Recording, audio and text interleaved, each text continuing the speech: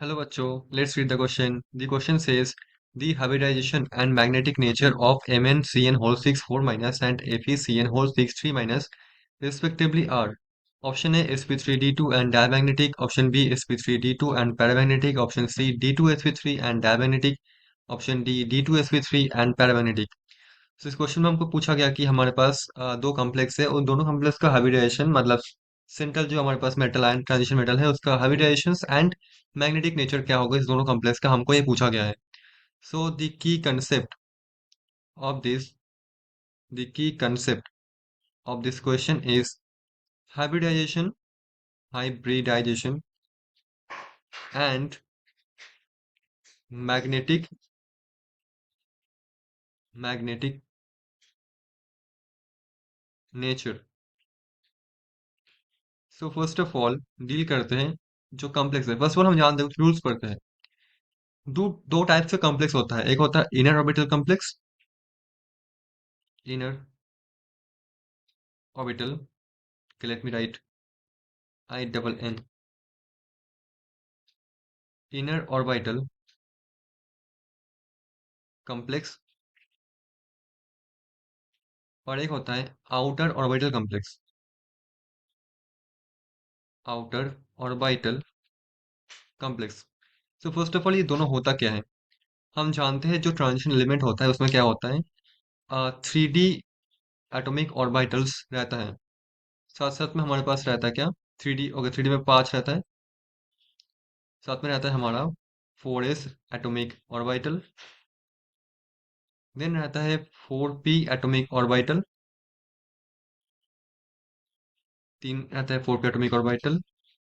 और रहता है हमारा 4d एटॉमिक ऑर्बिटल. ठीक है. For 3D transition metal complex मैं भी बात कर रहा हूँ. 4D 5D के लिए और हायर ऑर्बिटल कंसिडर होगा. तो ये 4D. ठीक है. सो नाउ अगर ये अगर hybridization suppose for octahedral complex, for octahedral complex क्या होगा अगर ये 3D ऑर्बिटल यूज हुआ. अब हम जानते हैं कि दो टाइप का होता है हाइब्रिडाइजेशन, D2sp3 और sp3d2 फॉर ऑक्टाहेड्रल. ठीक है. अगर ये D2sp3 हुआ दैट मीन्स D यूज किया किसका, 3D का, D2sp3. तो इसको बोलते हैं इनर ऑर्बिटल कॉम्प्लेक्स. इसको शॉर्ट फॉर्म पे IOC नाम से जाना जाता है. अगर यूज हुआ 4D मतलब sp3d2 हुआ तो ये sp3d2 हुआ. ठीक, मतलब 4s 4p और 4D में दो हुआ, मतलब फॉर थ्री ट्रांजिशन एलिमेंट मैं वो बता रहा हूँ. तो ये होगा outer orbital complex means O O C.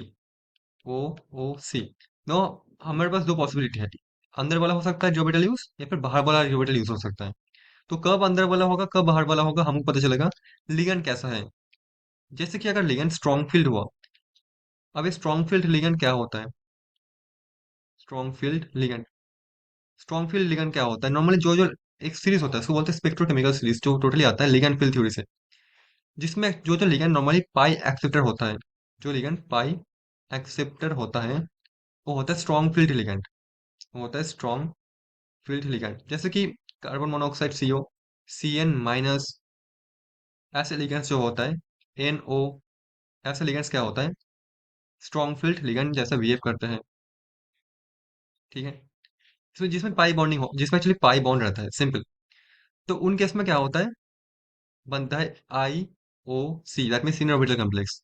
अगर लिगेंड वीक फील्ड हुआ, वीक फील्ड लिगेंड, जैसे कि फॉर एग्जांपल पाई डोनर हुआ, कोई अगर लिगेंड पाई डोनर हुआ. ठीक है. जैसे कि कोई भी हैलाइड्स जैसे Cl-, Br-. ठीक है. तो ऐसा लिगेंड क्या होगा, या फिर O2-, ये सब लिगेंड क्या होगा वीक फील्ड लिगेंड माना जाएगा. और बाकी जो न्यूट्रल है वो क्या होगा बॉर्डर लाइन पे मिडिल पे होगा. तो वो केस में उस केस में क्या होगा वीक फील्ड लिगेंड बनाएगा हमारा outer orbital complex OOC. Now हमारे क्वेश्चन में दो कॉम्प्लेक्स था MnCN6 4-, MnCN6 4-. इसमें मैंगनीज का ऑक्सीडेशन नंबर कितना है? Suppose that is x. तो ये क्या होगा? एक्स। अब जो साइनाइड है उसके लिए होता है क्या? -1।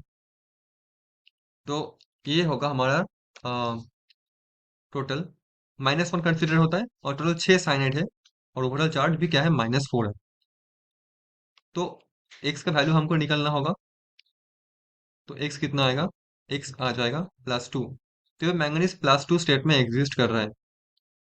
हम जानते हैं मैंगनीज +2 स्टेट में मतलब क्या होगा? वैलेंशियल electronic configuration 3d5 4s0।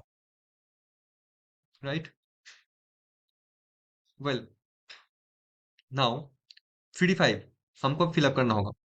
Suppose ये है 3d हमारा, और हमारे पास ये है सपोज 4s में कोई इलेक्ट्रॉन है ही नहीं, तो 4s बैक एंड रहेगा, और 4p इधर रहेगा। और अब देखो साइनाइड Cn क्या है? Cn-, वो है स्ट्रॉन्ग फील्ड लिगेंड। वो है स्ट्रॉन्ग फील्ड लिगेंड, काम करता है एज अ बिहेवियर। तो ये बनाएगा inner orbital complex, that means inner वाला डी यूज होगा। तो हम क्या करेंगे यहाँ पे? 1 2 3 4 5। ये था हमारा बिफोर साइनाइड कमिंग, मतलब साइनाइड जब नहीं आया था। 3d5, ठीक है, 4s0 4p0। जब साइनाइड आएगा as a strong field behave करेगा तो क्या होगा? ये इलेक्ट्रॉन क्या होगा? पेयरिंग करना शुरू कर देगा। तो जब साइनाइड आएगा तो ये सपोज है 3d, 4s यहाँ पे, 4p इधर।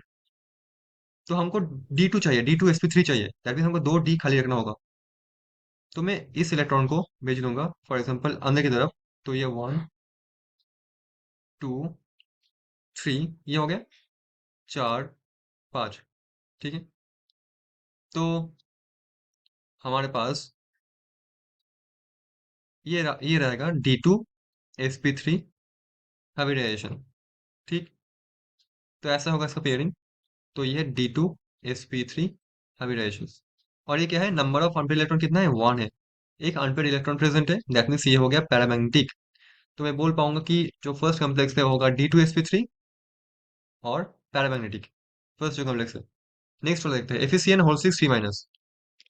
अब देखो FeCN6 3- जो है, सपोज आयरन इसमें +6 ऑक्सीडेशन स्टेट में डिसाइड कर रहा है। तो एक्स प्लस साइनेट, साइनेट के लिए होता है -1। 6 साइनेट है, ओवरऑल क्या चार्ज है? ओवरऑल चार्ज है -3। एक्स क्या होगा? एक्स होगा +3।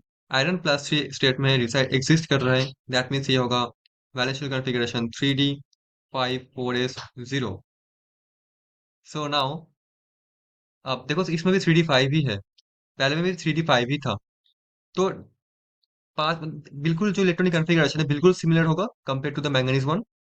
तो ये 1 2 3 4 5, ये 3d, 4s खाली है, 4p भी खाली है, 4s 4p। अब देखो साइनाइड इसमें भी है, Cn- है, तो ये भी स्ट्रॉन्ग फील्ड होगा।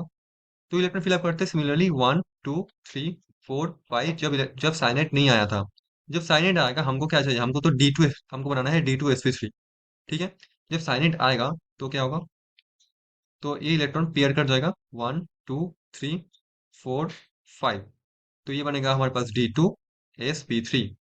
D2sp3, ये D है, ये S है, और ये P है। से दिस इज और P। सो देखो एक ही अनपेयर इलेक्ट्रॉन है, और एक ही होना भी चाहिए। तो ये भी होगा पैरामैग्नेटिक और D2sp3।